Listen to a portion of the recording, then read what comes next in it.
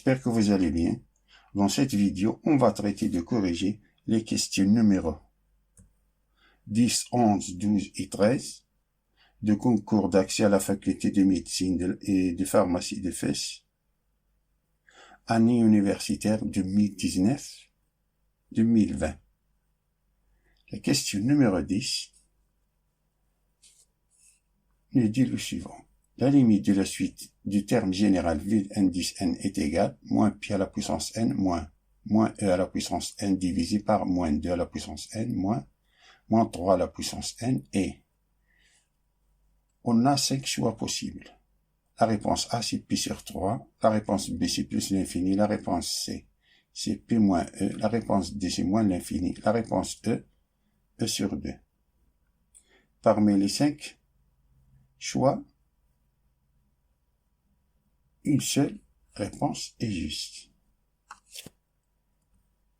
La limite de V indice n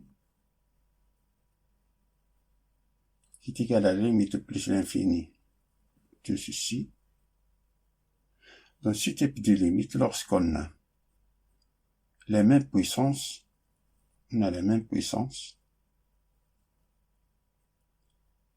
on factorise par la puissance avec la plus grande base en valeur absolue. C'est-à-dire, au numérateur, on factorise par moins p, car la valeur absolue de moins p c'est pi, et pi est supérieur à e.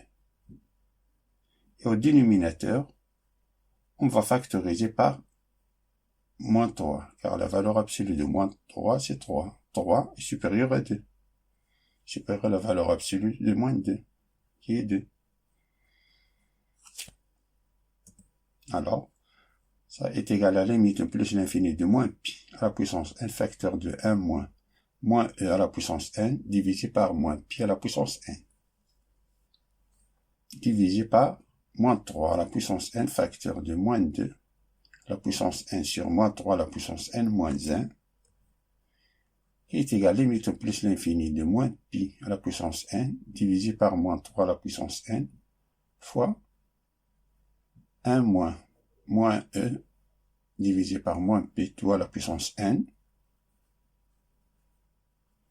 Et ça c'est moins 2 divisé par moins 3 tout à la puissance n moins 1. Ici le négatif se dégage, c'est le même. C'est égal à la limite plus l'infini. Ça c'est moins pi divisé par moins 3, c'est-à-dire pi sur 3 à la puissance n, facteur de 1 moins e sur p à la puissance n divisé par 2 sur 3 à la puissance n moins 1.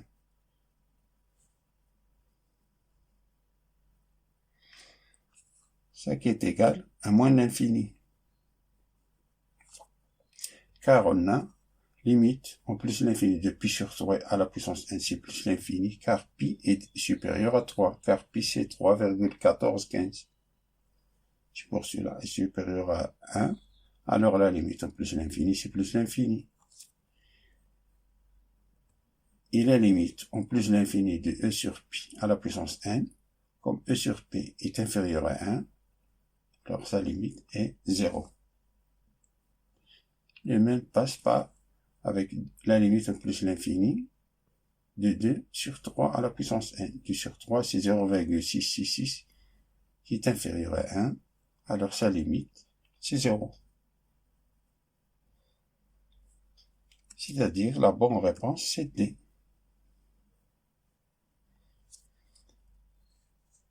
Passons à la question numéro 11, qui nous dit, au voisinage de plus l'infini, la courbe de la fonction f de x qui est égale exponentielle de x divisé par le grade newtonien de x admet, on a 5 réponses possibles. Réponse A, une asymptote horizontale. La réponse B, une branche parabolique de direction l'axe des abscisses. La réponse C, une branche parabolique de direction l'axe des ordonnées. La réponse D, une asymptote verticale. La réponse E, un point d'inflexion. Tout d'abord, un petit rappel sur les asymptotes et les branches infinies. on a la limite, quand x tend vers 1 de f de x est égal à plus ou moins l'infini, alors la droite d'équation x est égal à 1 est une asymptote verticale. Si on a la limite au plus ou moins l'infini de f de x est égal à a, qui est 1 est fini, c'est-à-dire qu'appartient à l'ensemble R, alors la droite d'équation y est égale à 1 est une asymptote horizontale au voisinage de plus ou moins l'infini. Si ce A-là, si cette limite nous donne le résultat au résultat plus ou moins l'infini, ça veut dire qu'il n'y a pas d'asymptote horizontale au voisinage de plus ou moins l'infini. Alors voyons s'il existe une asymptote oblique qui est de la forme y est égal m de x plus n. M c'est la pente qui est égale limite plus ou moins l'infini de f de x sur x. Et n, c'est la limite plus ou moins l'infini de f de x moins m de x. La pente, c'est la limite plus ou moins l'infini de f de x sur x. Si le résultat c'est 0, alors on peut interpréter géométriquement le résultat que la courbe a une branche parabolique de direction, l'axe des abscisses, au voisinage de plus ou moins l'infini. Si le résultat est plus ou moins l'infini, alors la courbe a une branche parabolique de direction, l'axe des ordonnées. Si le résultat est fini et différent de 0, c'est-à-dire appartient à R étoile, alors il va falloir trouver la valeur de n. Et n, c'est la limite plus ou moins l'infini de f de x moins m de x. Si le résultat est plus ou moins l'infini, alors l'interprétation géométrique que la courbe ci de f a une branche parabolique de direction, la droite d'équation y est égale m de x. Si le résultat est fini, c'est-à-dire appartient à R, alors l'asymptote oblique est la droite d'équation y est égale m de x plus n.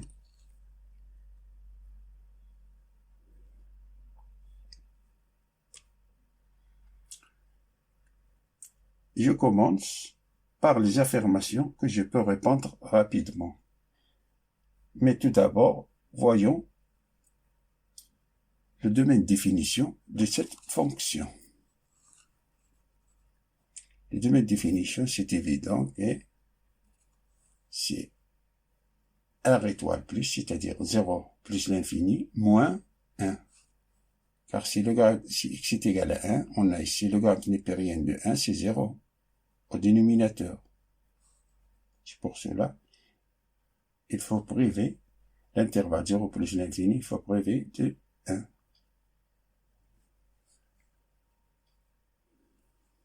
On commence par l'affirmation A, qui nous dit une asymptote horizontale, c'est-à-dire que la limite en plus l'infini, on le dit ici, au voisinage de plus l'infini, limite plus l'infini de f de x, est une constante qui finit appartient à R.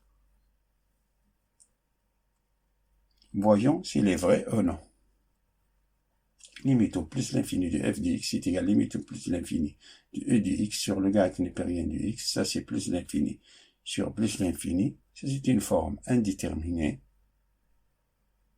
En appliquant la règle de l'hôpital, on a la limite au plus l'infini de f de x est égal à limite au plus l'infini de e de x sur le grade népérien de x, on dérive le numérateur, c'est l'exponentielle de x. On dérive le dénominateur, le grade népérien de x, c'est 1 sur x.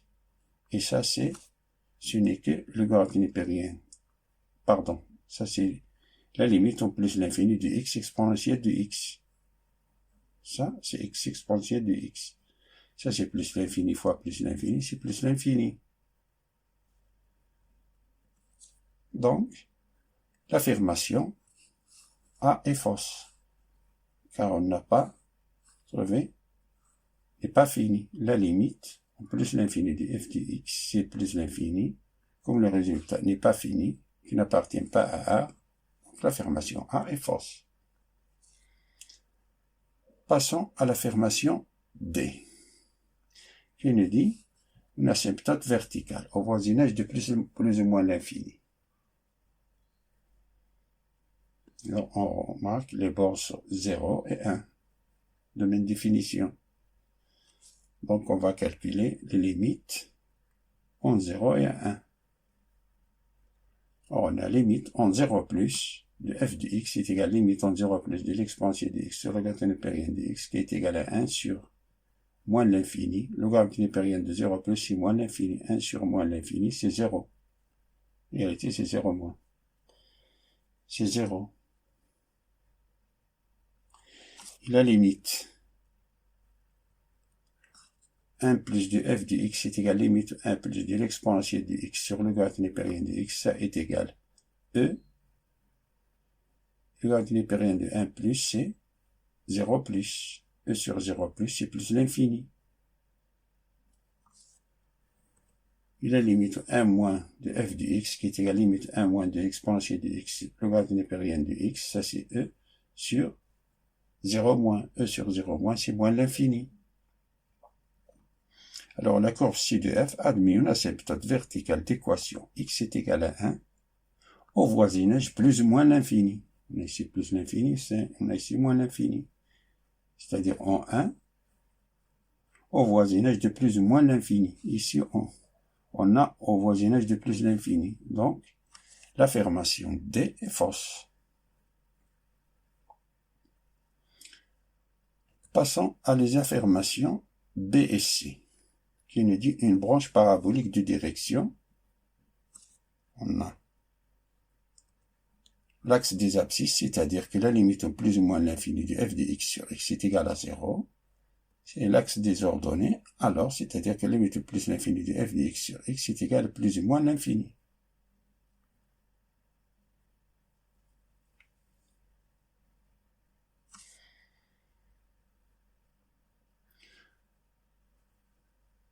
Dans l'affirmation A, on a calculé que la limite en plus l'infini de f de x est égale à plus l'infini.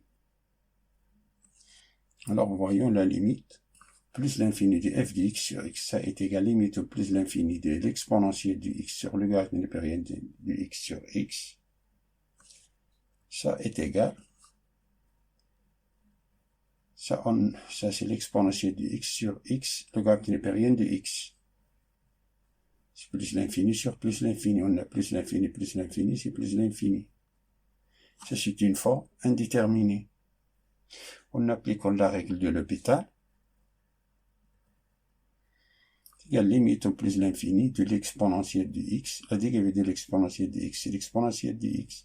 Et la dérivée de x, le logarithme népérien de x, c'est le logarithme népérien de x plus x fois 1 sur x. Ça qui est égal. Limite au plus l'infini de l'exponentielle de x divisé par le logarithme népérien de x plus 1. Ça, c'est plus l'infini, divisé par plus l'infini. Ça, c'est une forme indéterminée. En appliquant la règle de l'hôpital une deuxième fois, ça est égal à limite au plus l'infini. Ça, c'est la dérivée de l'exponentielle de x, c'est l'exponentielle de x. Et la dérivée de 1, c'est 0. La dérivée de logarithme népérien de x, c'est 1 sur x. Ça qui est égal à limite au plus l'infini de x exponentielle de x qui est égal à plus l'infini. C'est-à-dire qu'on a une branche parabolique de direction, l'axe des ordonnées, au voisinage de plus l'infini.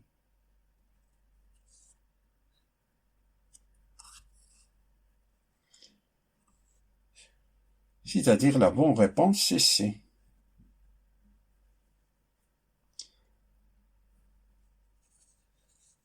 Passons à la question numéro 12, qui nous dit la valeur de l'intégrale entre moins 1 et 1 de 1 sur x carré moins 5x plus 6 d de x et on a 5 affirmations possibles. L'affirmation A, c'est moins 1. L'affirmation B, c'est le logarithme népérien de 3 moins le logarithme népérien de 2. L'affirmation C, c'est 0. L'affirmation D, c'est 1. L'affirmation E, c'est 2. Parmi les 5 affirmations, une seule est juste.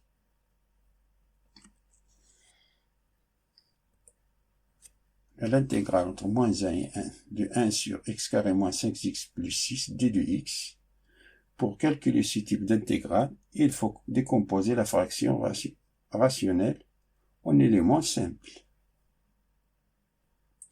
Tout d'abord, on remarque que le dénominateur, c'est un polynôme de second degré qu'on peut factoriser.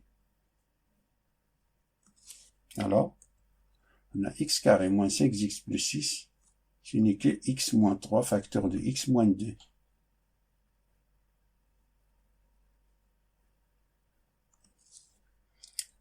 Alors, 1 sur x carré moins 5x plus 6, c'est cette fraction rationnelle, je dois l'écrire sous la forme de la somme de deux fractions. Dans la première fraction, j'écris au dénominateur x moins 3. Et au numérateur, j'écris un polynôme qui est égal le degré de dénominateur moins 1. Si on a le degré 1, alors le numérateur aura degré 0, c'est-à-dire 1x à la puissance 0. 1 fois x à la puissance 0, c'est-à-dire 1. La puissance 0, c'est 1. Plus le même, si on a b sur x moins 2, x à la puissance 0, x à la puissance 0, c'est 1. Ça qui est égal a, on réduit au même dénominateur commun, c'est a facteur de x moins 2 plus bx moins 3, tout sur x moins 3, facteur de x moins 2. C'est-à-dire que 1 est égal à facteur de x moins 2 plus b facteur de x moins 3. Pour calculer les valeurs de a et b, on a donc n'importe quelle valeur à x pour trouver la valeur de a et b. Alors on a, pour x est égal à 2, par exemple, pour simplifier, pour x est égal à 2, pour simplifier la a, alors on a 1 est égal b, ça c'est 0, b fois 2 moins 3, c'est moins 1, b fois moins 1, ce qui va dire que b est égal à moins 1. Donc pour x est égal à 3, pour simplifier ce terme-là, alors on a 1 est égal à a fois 1. 3 moins 2, c'est 1. Ça veut dire que a est égal à 1. Donc, 1 sur x carré moins 5x plus 6 est égal à 1 sur x moins 3 moins, on a b c'est moins 1. C'est-à-dire moins 1 sur x moins 2. Par suite, l'intégrale entre moins 1 et 1 de 1 sur x carré moins 5x plus 6 d de x est égal à l'intégrale entre moins 1 et 1 de 1 sur x moins 3 moins 1 sur x moins 2 d de x, qui est égal à l'intégrale entre moins 1 et 1 de 1 sur x moins 3 d de x moins l'intégrale entre moins 1 et 1 de 1 sur x moins 2 d de x.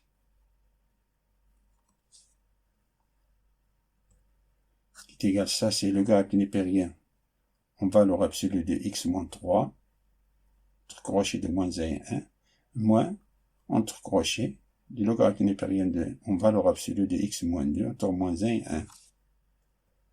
Ça est égal, ça c'est, on remplace x par 1, la valeur absolue de moins 2, c'est 2.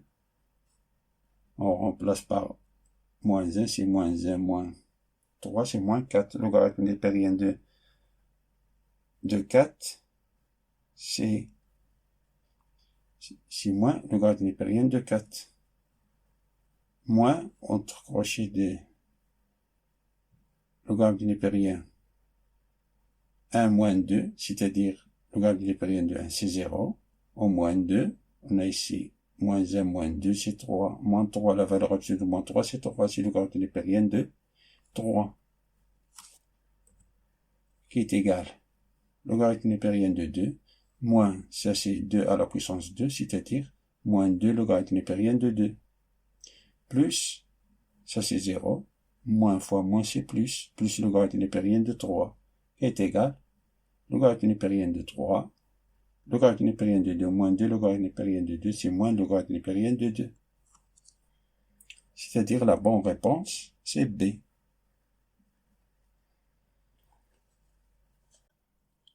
Passons à la question numéro 13, qui nous dit la limite L en 1 de la fonction numérique de la variable réelle x définie par grand F de x qui est égal à l'intégrale entre 1 et x, exponentielle de moins t au carré divisé par x moins 1 d de t, et on a 5 choix possibles. L'affirmation A, c'est e à la puissance moins 1, l'affirmation B, c'est e à la puissance moins 2, l'affirmation C, c'est 0, l'affirmation D n'existe pas, l'affirmation E, c'est plus l'infini. Parmi les 5 affirmations, une seule est juste. Tout d'abord, un petit rappel sur le théorème du calcul intégral.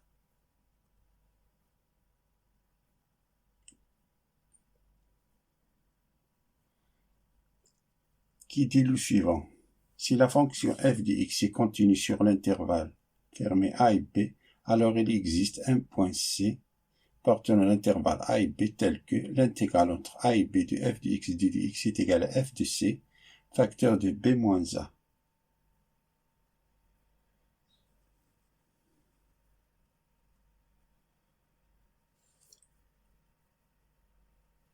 On trace tout d'abord, pour expliquer un peu ce théorème, on trace l'axe des axes et des ordonnées, soit une fonction quelconque. Cette forme-là, par exemple,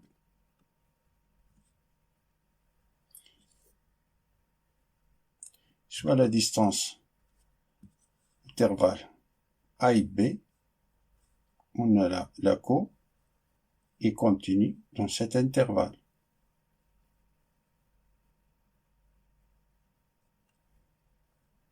Et l'intégrale entre a et b de f de x, a et b de f de x, ce n'est que l'aire de domaine plan délimité par la courbe, l'axe des abscisses et le droit d'équation x est égal à a, x est égal à b.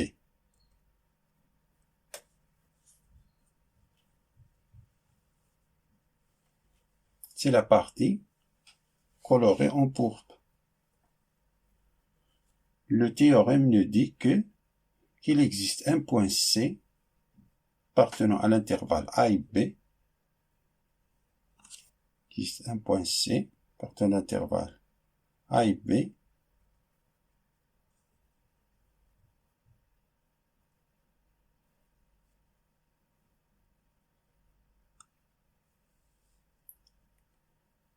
que l'intégrale entre a et b de f de x d de x, ce n'est que la hauteur f de c, c'est la hauteur fois b moins a.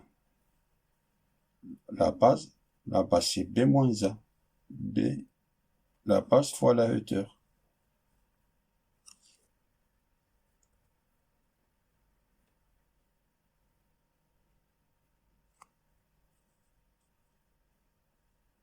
C'est-à-dire que l'intégrale entre a et de f de x d de x est égal à f de c fois b moins a.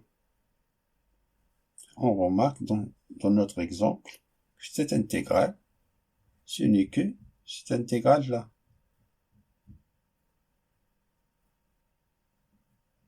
On a deux morceaux égaux. Passons à la résolution de la question. On efface et on continue.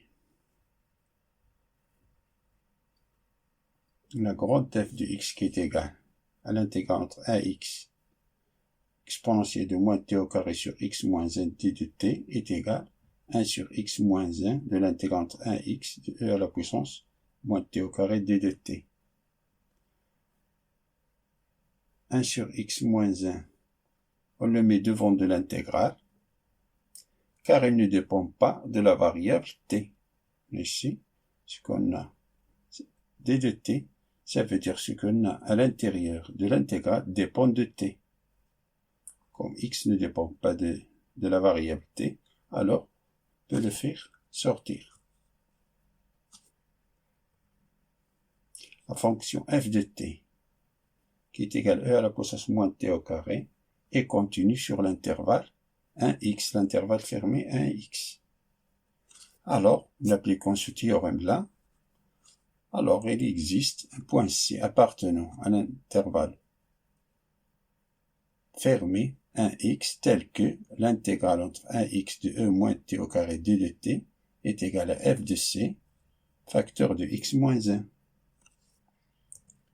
D'où, quand f de x est égal à 1 sur x moins 1, l'intégrale entre 1x e de moins t au carré d de t, ce n'est que 1 sur x moins 1 de f de c, facteur de x moins 1. Qui est égal à 1 sur x moins 1 fois x moins 1 e moins c au carré. F de c, on place f de c, c'est e à la puissance moins c au carré.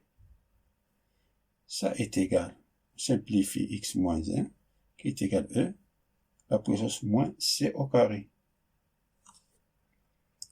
Et la limite, quand x tend vers 1 de e puissance moins c au carré, c'est la limite quand x tend vers 1 de e à la puissance moins 1 au carré, qui est égal à e à la puissance moins 1, car on a, si c appartient à l'intervalle 1x, et comme x tend vers 1, alors on a c, ça veut dire que c est égal à 1. Si x tend vers 1, ça veut dire que c tend vers 1. On remplace c par 1, c'est e à la puissance moins 1. C'est-à-dire la bonne réponse c'est A. Fin de la résolution de ces questions. Je vous souhaite bon courage et à bientôt.